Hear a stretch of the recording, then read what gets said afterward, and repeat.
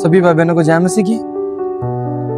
आज हम पढ़ेंगे निर्गमन उसकी 14 अध्याय उसकी 21 आयत में लिखा है, तब मूसा ने अपना हाथ समुद्र के ऊपर बढ़ाया और यहोवा ने रात भर प्रचंड पुरवाई चलाई और समुद्र के दो भाग करके जल ऐसा हटा दिया जिससे उसके बीच सूखी भूमि हो गई।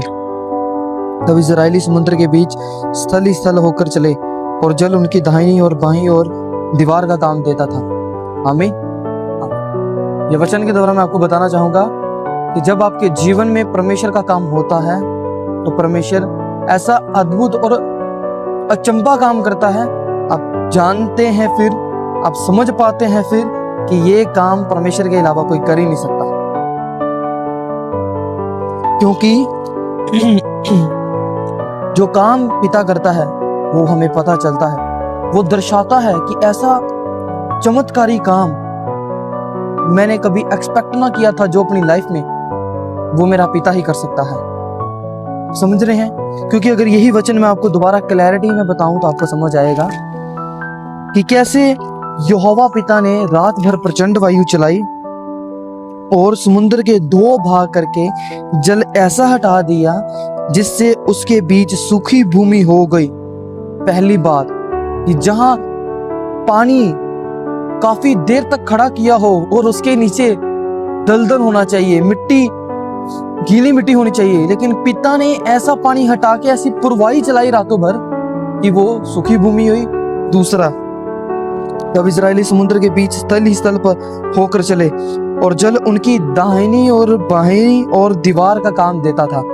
ये कितना अद्भुत काम है। ऐसा नहीं है कि रातों रात वो लाल समुद्र सुखा दिया, वो समुद्र का पानी आना बंद हुआ पीछे से, ऐसा नहीं था। लिखा है कि वो पानी उनके आस पास दीवार का काम देता था।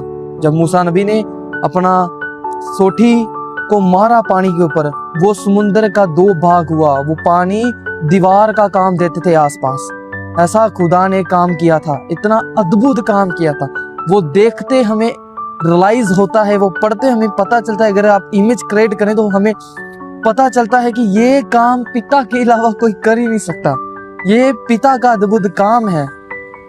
अगर आप पीछे मिस्रियों में भी, जब मिस्र में थे इजरायली, तब भी ये हुआ था कि जब कुटियों का झुंड मिस्रियों के ऊपर पिता ने डाला था, तब वहां के जादूगरों ने चाहा कि अपने तंत्र मंत्र के बल से हम भी कुटियां ले आए, परंतु यह उनसे ना हो सका।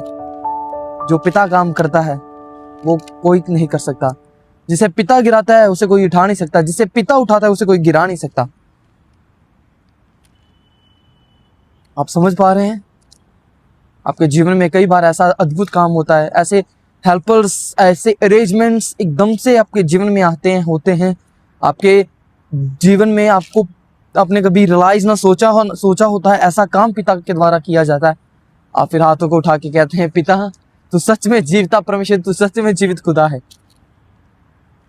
वो सच में हमारा जीवित खुदा है, वो जीवित खुदा है, उसके काम जीवित है। आप सबको आशीष मिले, इसी प्रभु यीशु मसीह के नाम में मांगते हैं, आमीन।